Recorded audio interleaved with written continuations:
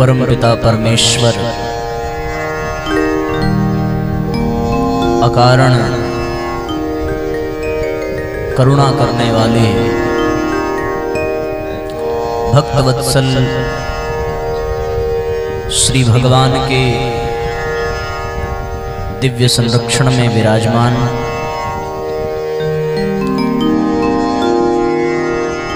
प्रसंग विशेष पर आवाहित पूजित स्थापित समस्त देव शक्तियों को नमन वंदन करते हुए व्यासपीठ के समक्ष उपस्थित सभी सत्संग प्रेमी भाई बहन,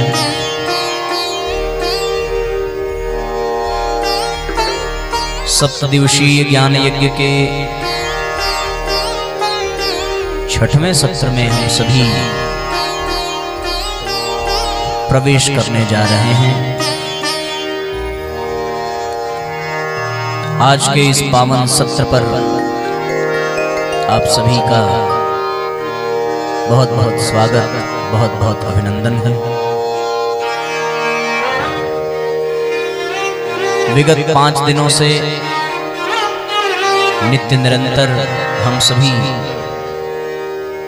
आत्म कल्याण के उद्देश्य से इस कथा पंडाल में एकत्रित होकर भगवान के गुणों की, भगवान के लीला की चर्चा कर रहे हैं। साथ ही जीवनोपयोगी कुछ तात्विक सात्विक चिंतन भी संपन्न कर रहे हैं।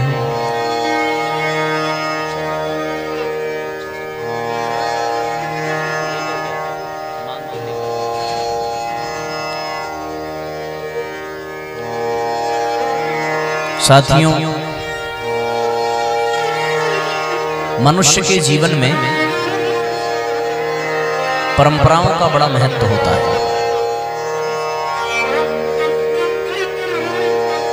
व्यक्ति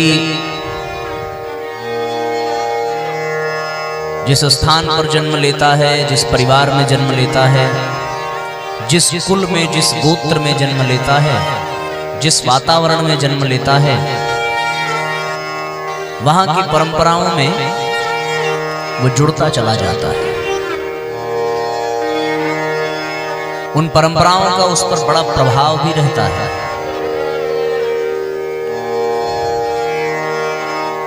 पर वो परंपराएं देश काल परिस्थिति के अनुसार बनाई जाती हैं। परंपराएं सनातन नहीं होती, जो एक बार बन जाए वो हमेशा चलती ही रहे। परंपराएं समय, परिस्थिति और स्थान के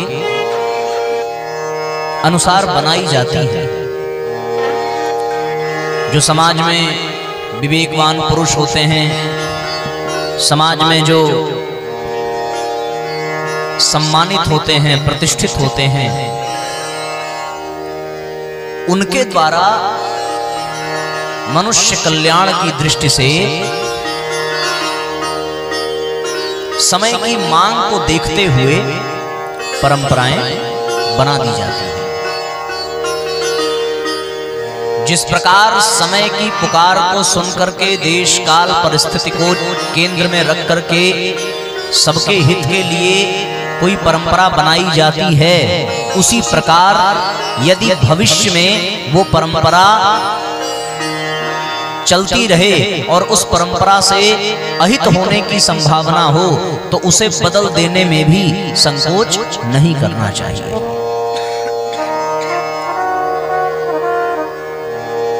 आज हमारे समाज में ऐसी अनेकों परंपराएं चल रही हैं जिनकी आवश्यकता नहीं है, पर व्यक्ति उनको ढो रहा है।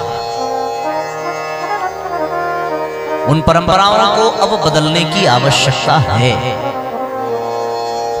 यदि वो परंपराएं न बदली तो या तो उन परंपराओं को निभाते निभाते मनुष्य बर्बाद हो जाएगा, या फिर उस परंपरा के नाते वो बहुत सारे लाभ से वंचित हो जाएगा।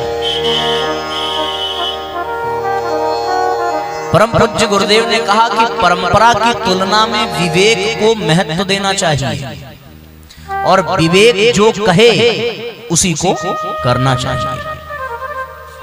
अब परंपराएं कैसे बनती हैं आप इसको समझिए। एक बार एक घर में शादी पड़ी, उस घर में एक पालतू बिल्ली थी।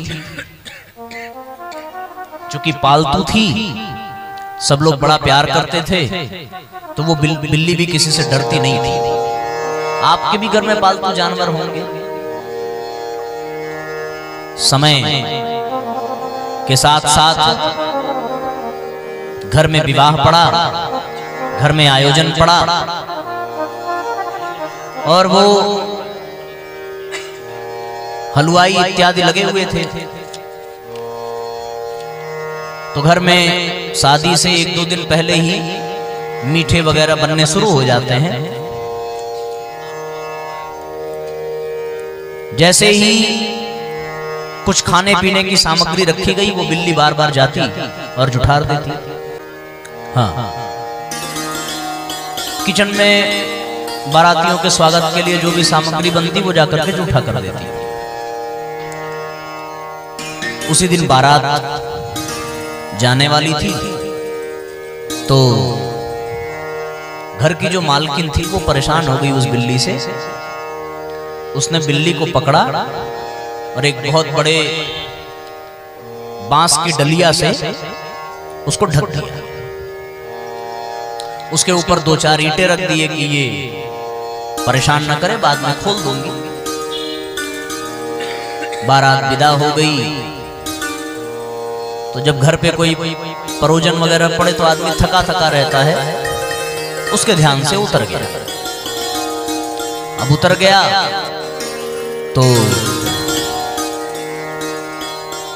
एक दिन बीत गया, वो बिल्ली उसी में दबी रही। उसके दिमाग से उतर गया। अगले दिन जब बारात वापस आई, घर में नई बहू आई, तो बहू को देख करके किसी ने मजाक किया होगा कि इसकी आंखें बिल्कुल बिल्ली जैसी हैं। अब जैसे ही उसकी सास ने ये बात सुनी तो उसको याद आया कि उसने अपने घर की बिल्ली को एक बर्तन में दबा करके रख दिया। बेचारी तुरंत भागी भागी भागी भागी वहां गई और उस बांस के छिट्टे को हटाया तो देखा कि वो बिल्ली मर चुकी थी।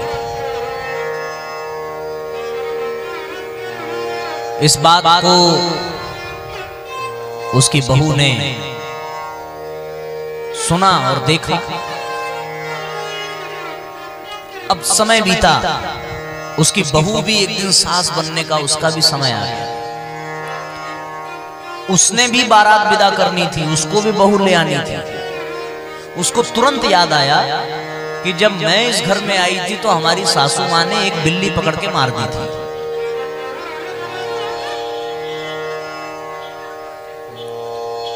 तो उसने सोचा कि ये कोई बड़ा शुभ काम होगा। उसने भी बिल्ली पकड़ी, उसने भी बांस के डलिया में दबाया।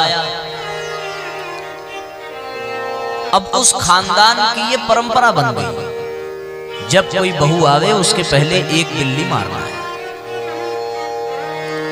बताओ, इस परंपरा की कोई जरूरत थी?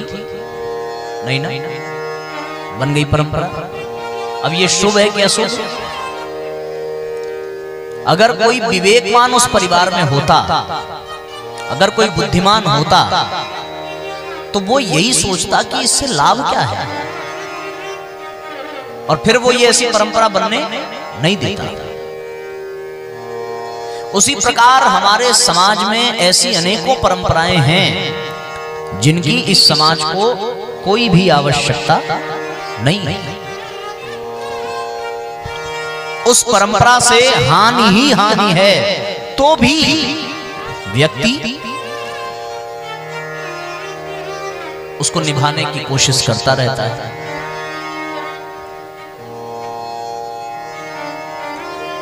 विचार करके देखिए, हमारे यहां भारतीय संस्कृति में शादी विवाह हमेशा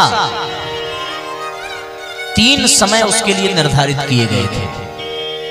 एक तो ब्रह्म मुहूर्त का समय था, एक अभिजीत बेला ठीक मध्य 12 बजे का समय दोपहर का, और एक समय था गोधूली बेला जो सायंकालीन संध्या वंदन का समय।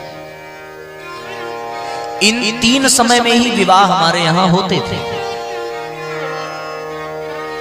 पर एक परंपरा शुरू हुई मुगलों के जमाने में। जब मुगलों का हमारे देश पर आक्रमण हुआ तो वो यहाँ की बहन बेटियों के साथ बड़ी बदतमीजी किया करते थे। उनको अपहरण कर लेना, उनको लूट लेना, उनके आभूषण छीन लेना, उनकी इज्जत के साथ, उनकी स्मिता के साथ खिलवाड़ करना।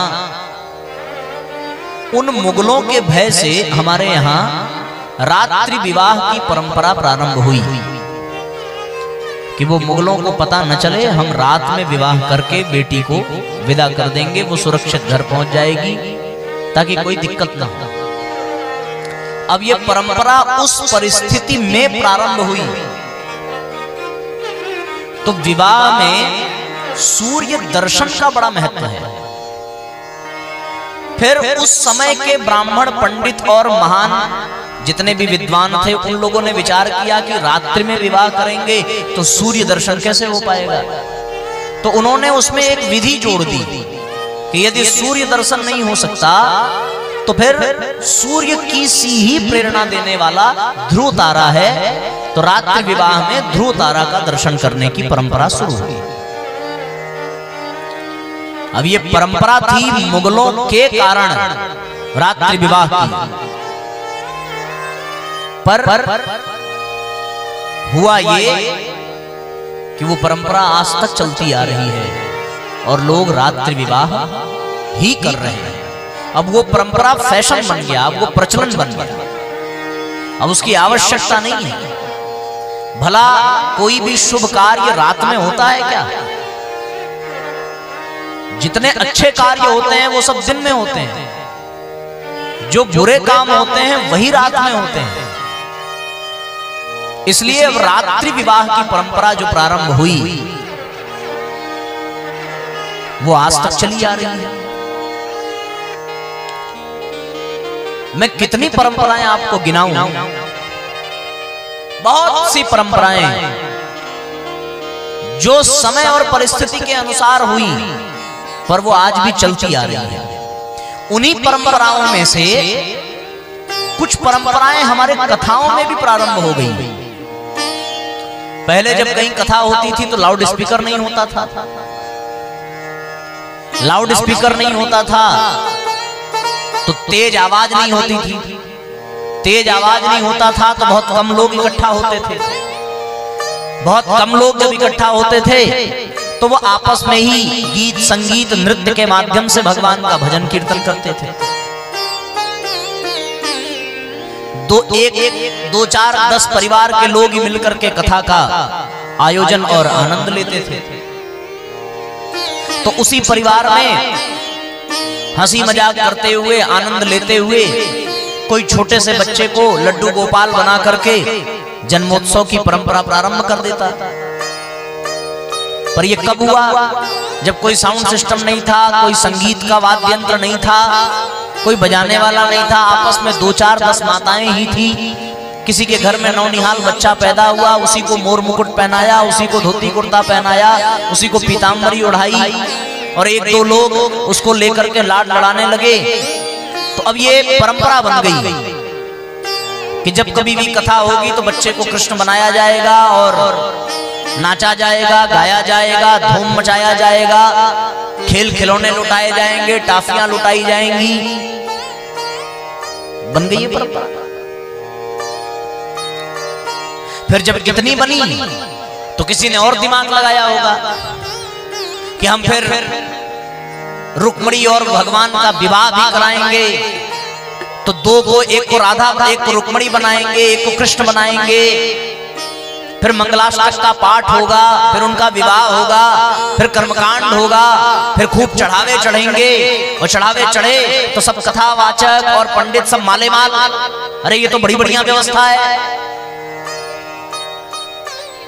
जो नहीं भी देना चाहते हैं वो भी भावना में आकर के कि भैया रुक्मिणी की विदाई हो रही है, कन्यादान हो रहा है, तो उसमें साड़ियां देंगे तो कन्यादान का पुण्य मिलेगा।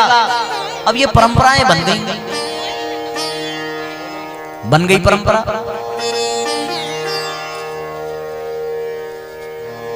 तो उस समय तो ये परंपरा बड़ी अच्छी लगी क्योंकि संख्या कम थी, 2 ही 4 10 लोग होते थे कथाओं में। अब वो परंपरा आज भी चली आ रही है। आज 2-4 लोग नहीं होते कथा में। अभी आप देखें ये पूरा क्षेत्र भर जाएगा, हजारों हजार लोग यहाँ बैठ जाएंगे।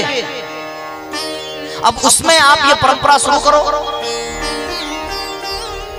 रुक्मिणी कृष्ण की शादी कराएंगे, जयमाल सिस्टम होगा और उसमें सब आएंगे, साड़ियां चढ़ाएंगे, प्रसाद चढ़ाएंगे, पैसा रुपया चढ़ाएंगे। तो कोई एक पहले चढ़ाएगा, उसको देख करके सब लोग पुण्य कमाना चाहेंगे और फिर सब एक साथ चढ़ाएंगे। अब रुक्मिणी एक, कृष्ण एक और चढ़ाने वाले 1000 और सब चढ़ाते चढ़ाते उनके ऊपर खुद ही चढ़ जाएंगे। और जब वो चढ़ेंगे तो अब व्यवस्था फैलेगी। अब व्यवस्था फैलेगी तो किसी का दांत टूटेगा, किसी के कान के बाली छीन जाएगी, किसी के गले का चैन गायब हो जाएगा, किसी की अगरबत्ती किसी के साड़ी में घुस जाएगी। तमाम दुर्घटनाएं हो सकती हैं। लाभ किसको हुआ? पंडितों को। बड़े मुक्त कंठ से कह रहा हूं, लाभ किसको हुआ? कथावाचक को।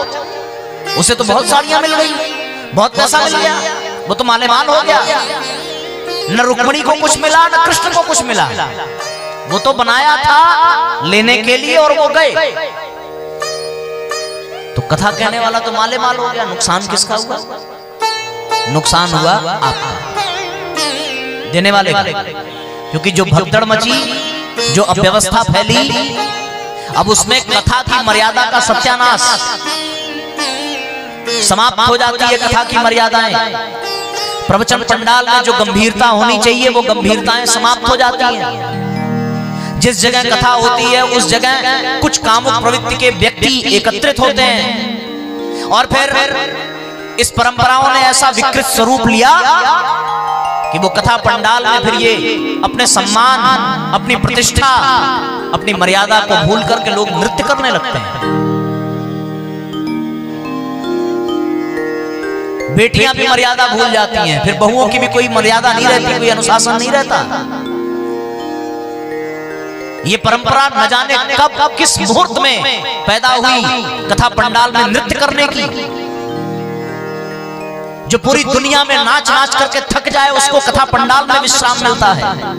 जो जन्म जन्मांतर में नाचते नाचते त्रस्त हो जाए उसको यहाँ आकर के विश्राम मिलता है।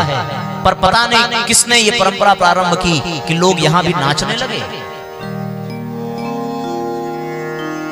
कथा पंडाल नहीं रह गया, वो नृत्य करने का एक स्थान। नाचना बुरी बात नहीं है।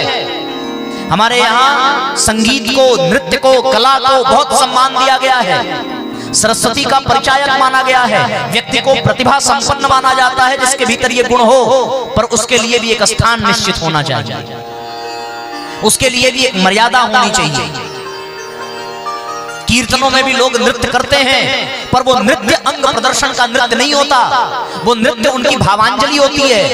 वो भाव में इतने रम जाते हैं कि उन्हें अपने देह का भान नहीं रह जाता और तब वो नृत्य करते हैं। तो उस नृत्य को देख करके भक्तों के मन में भाव जगता है, पर आज के नृत्य को देख करके भक्तों के मन में भाव नहीं जगता, काम वासनाएं पनपती हैं।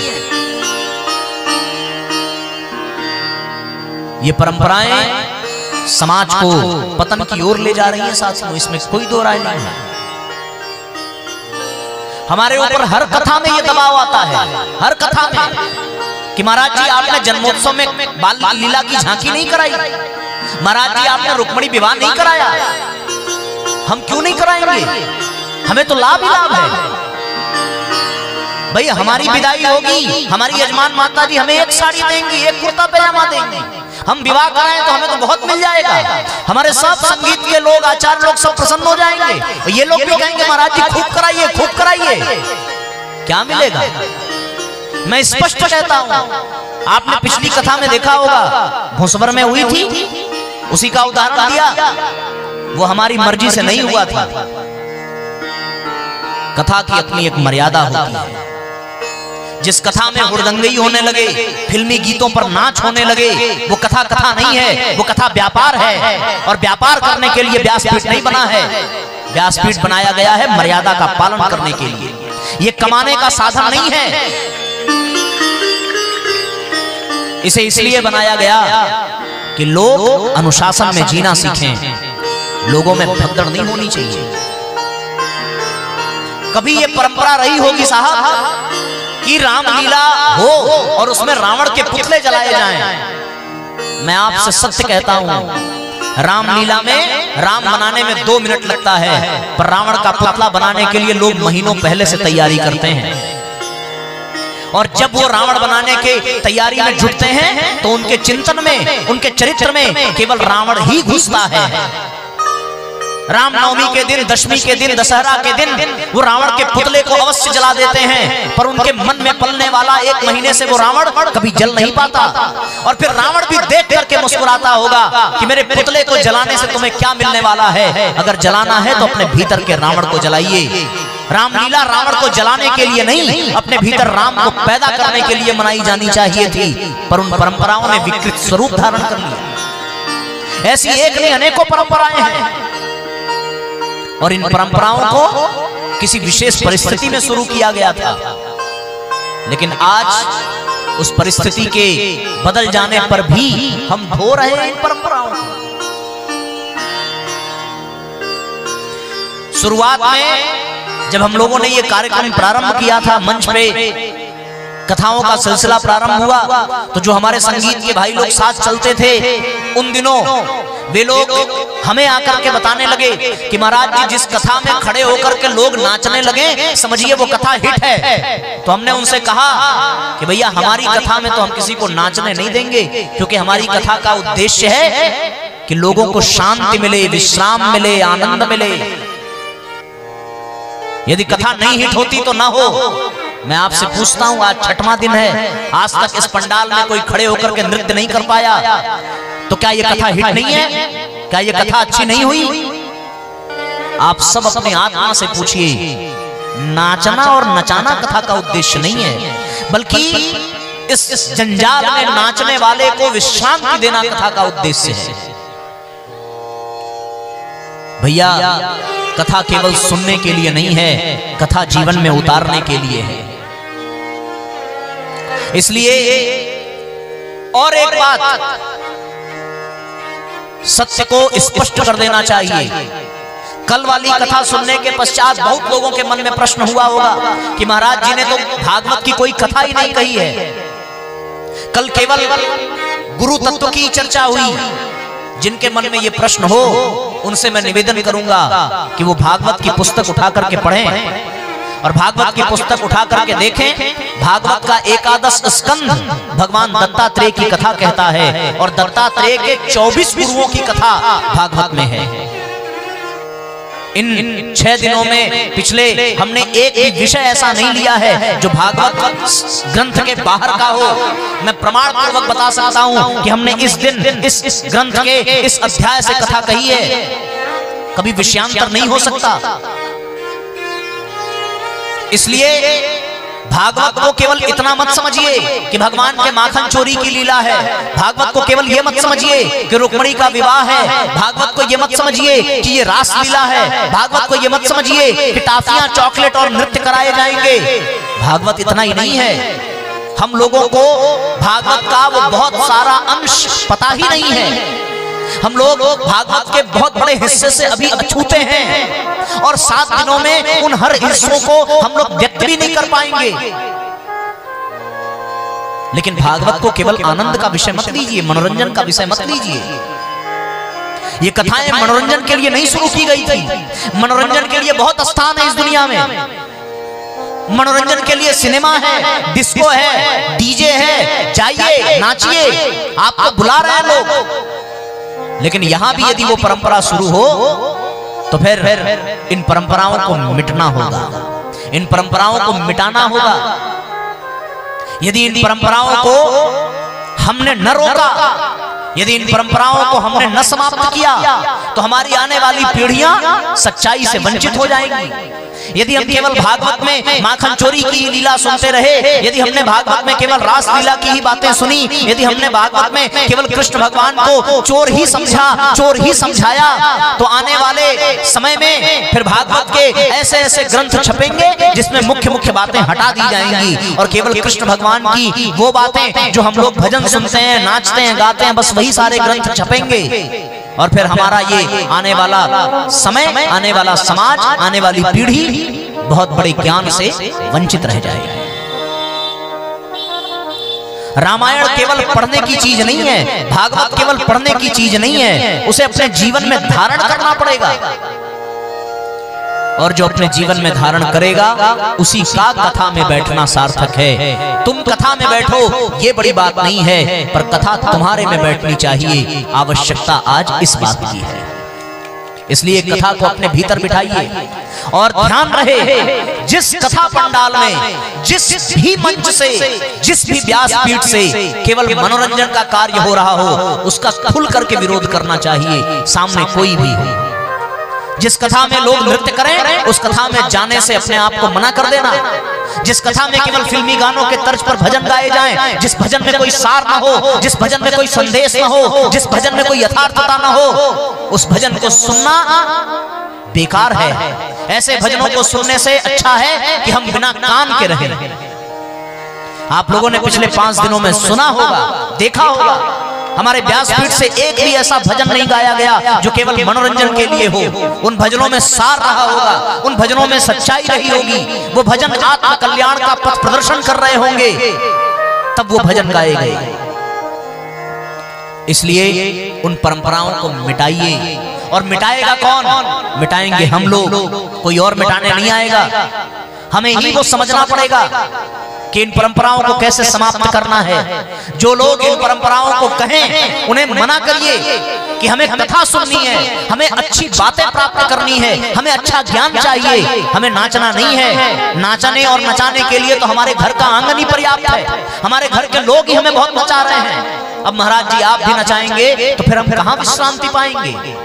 इसलिए स्पष्ट मुखार बिंदु से होना चाहिए ये उच्चारण कि हमें कथा में मनोरंजन नहीं, हमें कथा में लोक रंजन चाहिए। हमें कथा में भौतिक आनंद नहीं, हमें कथा में आत्मिक आनंद चाहिए। और आत्मिक आनंद यदि प्राप्त करना हो तो अपने तन को नहीं, अपने मन को नचाइए। और मन तो बैठे बैठे भी नाच सकता है। रामायण पर्याप्त न पढ़ना, उस सांचे में ढलना होगा। चले राम के पद चिन्हों पर अब इतिहास बदलना होगा। रामायण पर्याप्त न पढ़ना, उस सांचे में ढलना होगा। रामायण पर्याप्त न पढ़ना, उस सांचे में ढलना होगा। चले राम के पद चिन्हों पर अब इतिहास बदलना होगा। चले राम के पद चिन्हों पर अब इतिहास बदलना होगा।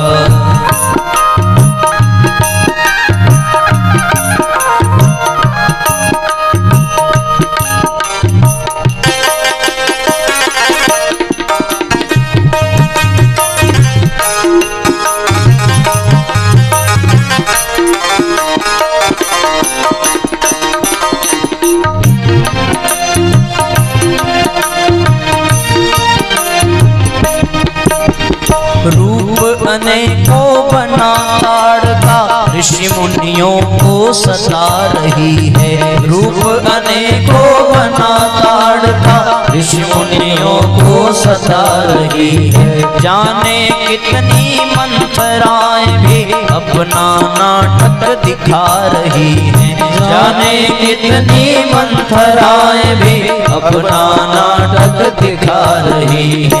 रूप अनेकों बना ताड़का, रूप अनेकों बना ताड़का, ऋषि मुनियों को नचा रही है। रूप अनेकों बना ताड़का, ऋषि मुनियों को नचा रही है। जाने कितनी सुरपण खाएं अपना नाटक दिखा रही है। जाने कितनी सुरपण खाएं अपना नाटक दिखा रही है। कई मंथराएं कुबूद्धि से,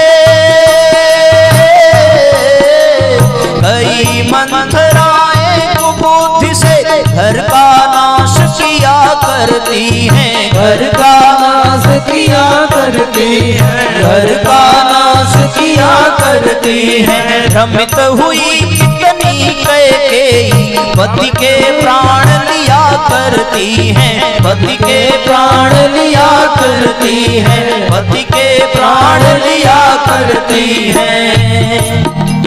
हमें कहीं पथ भ्रष्ट न कर दे,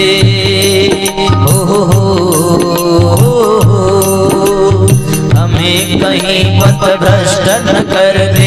इनसे प्रथम निपटना होगा, चले राम के पथ चिन्हों पर अब इतिहास बदलना होगा। चले राम के पथ चिन्हों पर अब इतिहास बदलना होगा।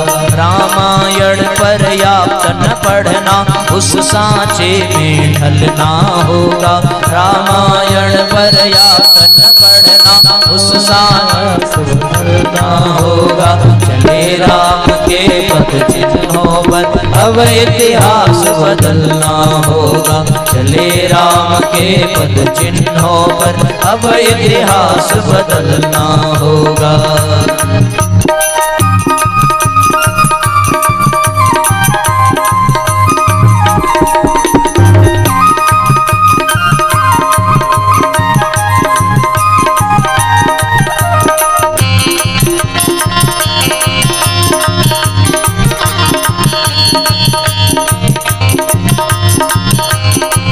एक साथ तालियां बजाइए और गीत के भाव को सुनिए।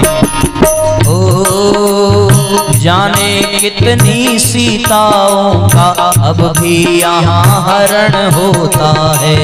जाने कितनी सीताओं का अब भी यहाँ हरण होता है। कितने परहित रत गीतों का यूं ही यहाँ मरण होता है। कितने परहित रत गीतों का यूं ही यहाँ मरण होता है। जाने कितने काल ने सुंदर बाने में छिपे हुए हैं। जाने कितने काल ने सुंदर बाने में छिपे हुए हैं। पर नारी को छलने कितने रावण योगी बने हुए हैं। रावण योगी बने हुए हैं। रावण योगी बने हुए हैं। रावण योगी बने हुए हैं। जो समाज के शोषक उनको, जो समाज के शोषक उनको पर संकल्प को चलना होगा। जो समाज के शोषक उनको पर संकल्प को चलना होगा। चले राम के पथ चिन्हों पर अब इतिहास बदलना होगा। चले राम के पथ चिन्हों पर अब इतिहास बदलना होगा।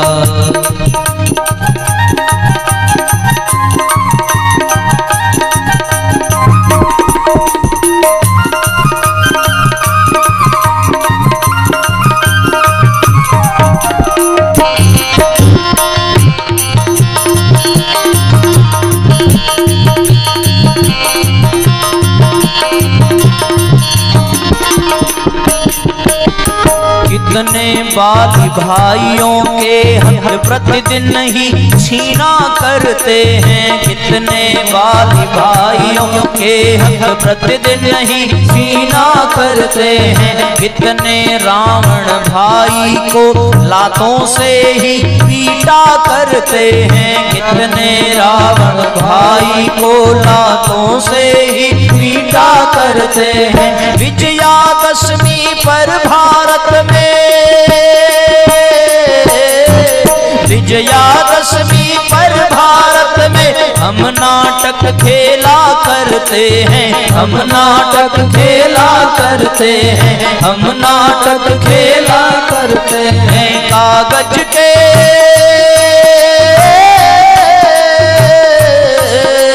सचमुच के रावण जिंदा है। कागज के रावण जलते हैं। कागज के रावण जलते हैं। कागज के रावण जलते हैं। विचार करके देखिए, कितने ही बाली भाइयों के हक प्रतिदिन छीना करते हैं। कितने ही रावण भाई को लातों से पीटा करते हैं। विजयादशमी पर भारत में हम नाटक खेला करते हैं। सचमुच के रावण जिंदा हैं। कागज के रावण जलते हैं। ऋषियों का आदर्श ग्रहण कर, ऋषियों का आदर्श ग्रहण कर अब हम सबको चलना होगा। ऋषियों का आदर्श ग्रहण कर अब हम सबको चलना होगा। चले राम के पथ चिन्हों पर अब इतिहास बदलना होगा। चले राम के पथ चिन्हों पर अब इतिहास बदलना होगा। रामायण पर्याप्त न पढ़ना उस सांचे में ढलना होगा। रामायण पर्याप्त न पढ़ना उस सांचे में ढलना होगा। चले राम के पथ चिन्हों पर अब इतिहास बदलना होगा। चले राम के पथ चिन्हों पर अब इतिहास बदलना होगा। चले राम के पथ चिन्हों पर अब इतिहास बदलना होगा।